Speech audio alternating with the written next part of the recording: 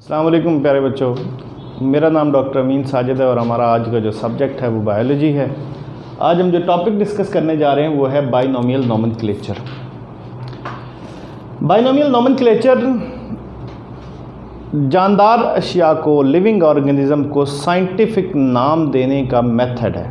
Binomial nomenclature is a method of giving scientific names to living organisms. नाम से जैसे कि पता चल रहा है, binomial, bi means two, bi means two, nomial names, two names वाला सिस्टम, यानी दो नाम दिए जाते हैं इसमें एक लिविंग ऑर्गेनिज्म को। उसमें जो पहला नाम होता है that consist of the genus of that living organism. वो जो हमने पीछे हिरार्की पढ़ी है, पूरी जो तरतीब पढ़ी है क्लास, उसके जो टेक्सन्स पढ़े हैं, उन टेक्सन्स में से सबसे लोएस्ट आपको पता स्पीशीज़ होता है और स्पीशीज़ से ऊपर जीनस होता है। तो जीनस और स्पीशीज़ दोनों का नाम मिला के तो किसी भी लिविंग ऑर्गेनिज्म का साइंटिफिक नेम बन जाता है। ये जो नाम देने का सिस्टम है, ये कैरोलस एक लिनियस, एक स्वीडिश साइंटिस्ट था, ये उसने इंट्रोड्यूस करवाया था और उसके बाद से हमेशा से ये यूज़ होता चला आ रहा है।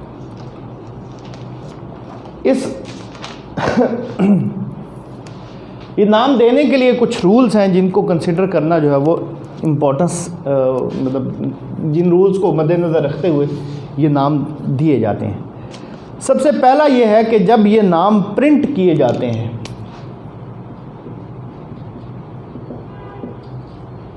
प्रिंट किए जाएं तो ये इटैलिक्स में लिखे जाएंगे। कंप्यूटर में टाइपिंग में एक ऑप्शन होता है इटैलिक्स का। इटैलिक्स में थोड़े से टेढ़े करके अल्फाज जो है वो लिखे जाते हैं। तो जब ये साइंटिफिक नेम प्रिंट किए जाएंगे तो ये इटैलिक्स में लिखे जाएंगे। जैसे कि आपकी बुक में जितने भी साइंटिफिक नेम हैं वो थोड़ा सा यूँ तिरछे करके, टेढ़े करके लिखे होते हैं। तो ये जो लिखाई है इसको इटैलिक्स में लिखा गया कहते हैं। लेकिन अगर आप हैंड रिटन लिख रहे हो, हाथ से लिख रहे हो, तो फिर आप उस नाम को अंडरलाइन करते हैं। फॉर एग्ज़ाम्पल अगर मैं बात करूं, एक साइंटिफिक नेम है एलियम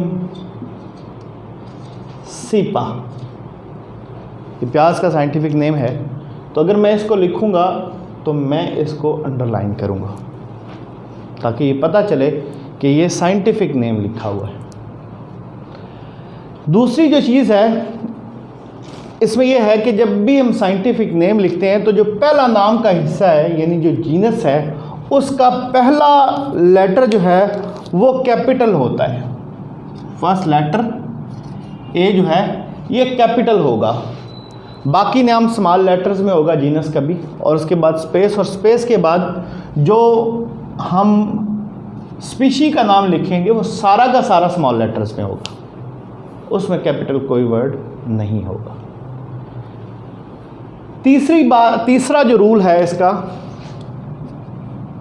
वो ये है कि अगर हम एक ही जीनस की डिफरेंट स्पीशीज़ को एनलिस्ट कर रहे हों, लाइक होमो सैपियंस है, होमो मतलब दूसरी जो है वो मस्टर्ड फैमिली जो है उसको हम पूरी को लिख रहे हैं, या हम कोई एक ही जीनस है उसके डिफरेंट मेंबर्स को जो है वो लिखते चले जा रहे हैं, तो उस वक्त हम उसको ब्रीफ करने के लिए काम कर सकते हैं। वो ये है कि हम उसका जो जीनस नेम है उसका सिर्फ एक इनिशियल जो है, यानी पहला लेटर जो है वो लिखेंगे, उसके बाद डॉट लगाएंगे और उसके बाद स्पीशीज़ का नाम लिख देंगे। उसकी एग्जांपल जो है वो हम लिख सकते हैं एस्केरिशिया कोलाई।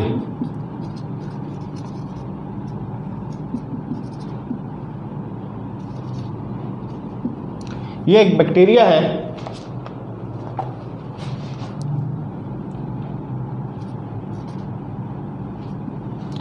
ये एक बैक्टीरिया है एस्केरिशिया कोलाई।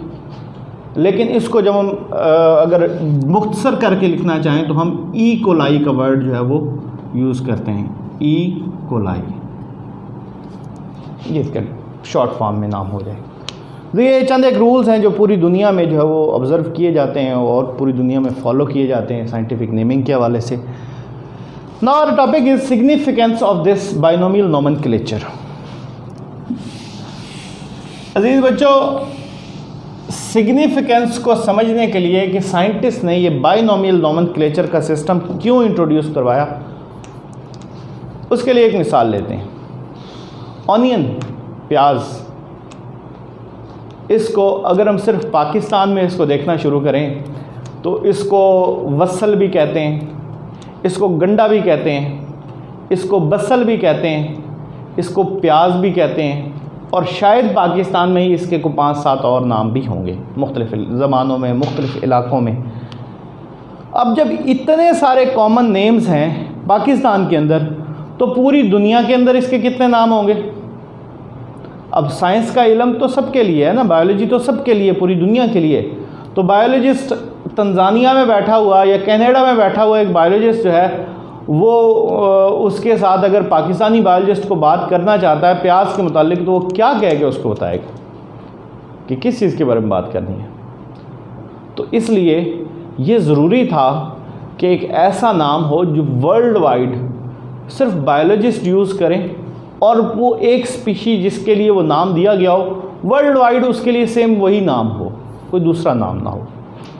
तो पहली वजह क्या हुई कि मुख्तलिफ़ कॉमन नेम्स के होते हुए एक ऐसा नाम होना चाहिए जो पूरी दुनिया के बायोलॉजिस्ट यूज़ कर सकें, और वो साइंटिफिक नेम होगा, वो उसका बायोलॉजिकल नेम होगा। अच्छा, इसी को अब अगर हम प्याज की जैसे बात कर रहे थे, तो मैंने पहले प्याज का जैसे नाम लिखा था कि प्याज को पूरी दुनिया में बायोलॉजिस्ट जो एलियम सीपा कहते हैं। जब भी आप एलियम सीपा का जिक्र होगा तो उन सबको पता है कि ये प्याज की बात हो रही है। वो अपनी अपनी ज़बान में उसको ट्रांसलेट करके बता देंगे प्याज है, बसल है, वसल है, गंडा है, जो भी है प्याज ही है, ये एलियम सीपा है। इसी तरह से दूसरा एक जो इशू है वो ये है कि अब मुख्तलिफ़ चीज़ें जो है ऐसी हैं कि जिनमें से एक से ज़्यादा चीज़ों के लिए कोई एक नाम यूज़ किया जाता है। लाइक क्रो जो है उसके लिए नाम यूज़ किया जाता है ब्लैक बर्ड, और ब्लैक बर्ड का नाम जो है वो रावण के लिए भी यूज़ किया जाता है। तो अब इस नाम को जो है वो के दो एनिमल्स हैं, किसकी बात हो रही है? साइंटिस्ट जो है वो कंफ्यूज होंगे, दो डिफरेंट स्पीशीज़ की बात हो रही है। तो इसलिए भी ये ज़रूरी है कि साइंटिफिक नेम एक हो और वो पूरी दुनिया के लिए एक ही हो। फिर इसी तरह से जो तीसरा मतलब वजह है जो सिग्निफिकेंस इसकी है वो इस हवाले से है कि साइंटिफिक नेम्स की एक साइंटिफिक बैकग्राउंड है, उसकी साइंटिफिक बेसिस हैं। कॉमन नेम्स की कोई साइंटिफिक बेसिस नहीं है। हम अगर फ़िश की बात करते हैं तो फ़िश के साथ ही हमारे जहन में ये आता है बायोलॉजिस्ट होने के नाते से कि एक ये वर्टिब्रेट एनिमल है जो वाटर में रहता है। इसके जो है वो लंग्स नहीं होते, गिल्स होते हैं, ठीक है, और इसकी जो कैरेक्टरिस्टिक्स हैं वो हमारे सामने आना शुरू मतलब हमारे जहन में आ जाती है। लेकिन अगर हम कॉमन नेम्स के हवाले से फ़िश के हवाले से देखें तो स्टार फिश है, रे फिश है, सिल्वर फिश है, क्रे फिश है, जेली फिश है। अब ये सारे के सारे जो है फ़िश की डेफिनेशन पे पूरे नहीं उतरते। इनमें से ऐसे भी हैं जिनमें जो वर्टिब्रेट नहीं है, इनमें से ऐसे भी होंगे जिनके गिल्स नहीं हैं। तो ये सारी चीज़ें हैं। इस वजह से भी ज़रूरी था कि एक साइंटिफिक नेमिंग का, बायोलॉजिकल नेमिंग का एक अलग से सिस्टम हो। ये सारे जो कन्फ्यूजन्स हैं और ये जो सारे प्रॉब्लम्स हैं, इनको अवॉइड करने के लिए ये बाइनोमियल नोमेनक्लेचर का सिस्टम लाया गया, और ये बहुत कामयाबी से इस वक्त तक जो है वो आगे बढ़ता चला जा रहा है। इसमें मॉडिफिकेशंस हुई, जो है वो नई चीज़ें ऐड होती गई, और ये नाम बना देने का सिस्टम जो है बेहतर से बेहतर होता गया। तो इसमें एम्बिग्विटी ख़त्म हो गई। कोई एम्बिग्विटी नहीं है जब हम एलियम सीपा की बात कर रहे हैं, तो हमें पता है कि एलियम सीपा क्या है। कोई एम्बिग्विटी नहीं है अगर हम एस्टेरियस रूबेंस की बात कर रहे हैं, तो हमें पता है कि ये कॉमन सी स्टार या स्टार फिश का नाम है। कोई एम्बिग्विटी नहीं है अगर हम कॉर्वस स्प्लेंडन की बात कर रहे हैं, हमें पता है कि कौवे की बात हो रही है, जो घरों में आम कौवा जो है वो होता है। हमें कोई एम्बिग्विटी नहीं है अगर हम होमो सैपियंस की बात कर रहे हैं। हमें कोई एम्बिग्विटी नहीं है अगर मोकाका मोटाटा की बात कर रहे हैं, तो हमें पता है we are talking about the monkey. Homo sapiens की बात हो रही है तो हमें पता है ह्यूमंस की बात हो रही है। और ये पूरी दुनिया के किसी भी खित्ते में, कहीं भी मुल्क में, किसी भी ज़बान को समझने वाला जो बायोलॉजिस्ट है, उसके सामने आप होमो सैपियंस का नाम लेंगे तो वो समझेगा इंसान की बात करें। अगर आप उसके सामने जाके एलियम सीपा का नाम लेंगे तो समझेगा कि प्याज की बात हो रही है। वो प्याज को, वो एलियम सीपा को अपनी ज़बान में जो मर्ज़ी कहता हो, लेकिन उसको पता होगा कि ये फ़लाँ प्लांट है, उसकी ये कैरेक्टरिस्टिक्स हैं जिसकी ये बात हो रही है। तो इसलिए ये एक ऐसा नेमिंग सिस्टम था जिसको हम पूरी दुनिया में अनएम्बिगुअसली यूज़ भी कर सकते हैं और इसको किसी भी ज़बान में ट्रांसलेट भी कर सकते हैं। हमारा नेक्स्ट जो टॉपिक है वो है कंजर्वेशन ऑफ बायोडाइवर्सिटी। बायोडाइवर्सिटी जैसे कि हमने शुरू में डिस्कस किया था, डाइवर्सिटी है फैलाव, बायो लिविंग ऑर्गेनिज्म का, लिविंग ऑर्गेनिजम्स का ज़मीन के ऊपर इकोसिस्टम्स के अंदर फैलाव जो है, उनकी जो वैरायटी का मौजूद होना है वो बायोडाइवर्सिटी कहलाता है। लेकिन पिछली सदी में बायोडाइवर्सिटी को बहुत नुकसान पहुंचा है।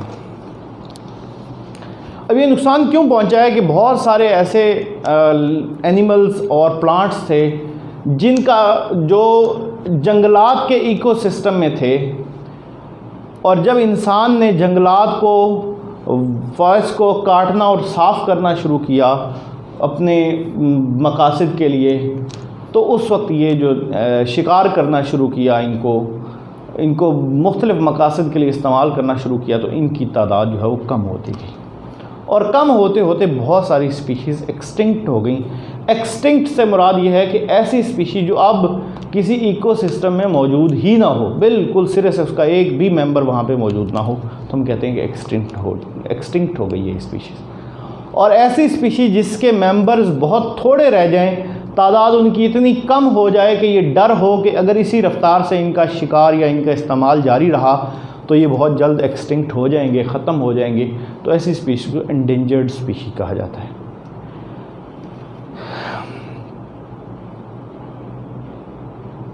एक्सटिंक्ट ऐसी स्पीशी को उस वक्त कहा जाता है जब कोई शक नहीं रह जाए कि इस स्पीशी का लास्ट जो इंडिविजुअल था वो भी मर चुका है, ज़मीन पे अब मौजूद नहीं है, तो हम कहते हैं कि एक्सटिंक्ट है स्पीशीज़। ऐसा जिसका रिस्क हो, जिसका ख़तरा हो कि ये एक्सटिंक्ट हो जाएगी अगर इसी तरह से ये चलता रहा। फॉर एग्ज़ाम्पल हिरन है, उसका शिकार अगर चलता रहे तो हमें डर हो कि अगर इसी तरह से शिकार चलता रहा तो अब जितने थोड़े हिरन रह गए या जितने थोड़े शेर रह गए वो ख़त्म हो जाएंगे जंगल में से, तो ये स्पीशीज़ एंडेंजर्ड स्पीशीज़ कहलाएंगी। बहुत सारी प्लांट्स और एनिमल्स की स्पीशीज़ पाकिस्तान में एक्सटिंक्ट हो चुकी हैं और बहुत सारी इंडेंजर्ड हैं, बहुत सारी को ख़तरा है कि वो एक्सटिंक्ट हो जाएंगी। और उसकी जो कुछ एग्जांपल्स हमारी बुक में दी हुई हैं उसमें लायन है, टाइगर है, एशियाई चीता जो है वो है, उसके बाद इंडियन वाइल्ड एस है, इंडियन वन हॉर्न राइनोसरॉस है, उसके बाद स्वैम्प डियर है, ब्लैक बक है और हंगूल है। बहुत सारे इसके अलावा भी जानवर और पौधे ऐसे हैं जो कि एक्सटिंक्ट होने के करीब हैं, एंडेंजर्ड हैं। तो उनको प्रिज़र्व करना और उन स्पीशीज़ को बचाना जो है वो बहुत ज़रूरी है। वो ज़रूरी इसलिए है कि एक इकोसिस्टम जो है वो पूरा एक सिस्टम होता है, पूरा एक सर्कल होता है, लाइफ साइकिल होता है पूरा, उसमें हर स्पीशीज़ की अपनी एक इम्पॉर्टेंस है। जब आप उस साइकिल में से कोई एक स्पीशी भी हटाते हैं तो बाकी सारी की सारी स्पीशीज़ जो है उनका भी ख़तरे में पड़ जाने का ख़दशा पैदा हो जाता है कि वो भी ख़त्म हो जाएंगी। एक चेन है, चेन में से अगर आप एक कड़ी निकाल लेंगे तो चेन टूट जाएगी, और चेन टूटेगी तो चेन बिखर जाएगी, फिर वो चेन नहीं रह पाएगी। तो इसलिए इन एक्सटिंक्ट होती हुई स्पीशीज़ को बचाना और इनकी का तहफ़्फ़ुज़ करना जो है वो बहुत ज़रूरी है ताकि हमारा इकोसिस्टम जो है वो नॉर्मल रह सके। इसके साथ ही हमारा आज का लेक्चर ख़त्म हुआ। इंशाल्लाह हम अपने नेक्स्ट लेक्चर में impact of human beings on biodiversity को डिस्कस करेंगे और causes of and effects of deforestation को भी इंशाल्लाह हम अपने नेक्स्ट लेक्चर में डिस्कस करेंगे। जज़ाकुमुल्लाह खैर। अस्सलाम वालेकुम।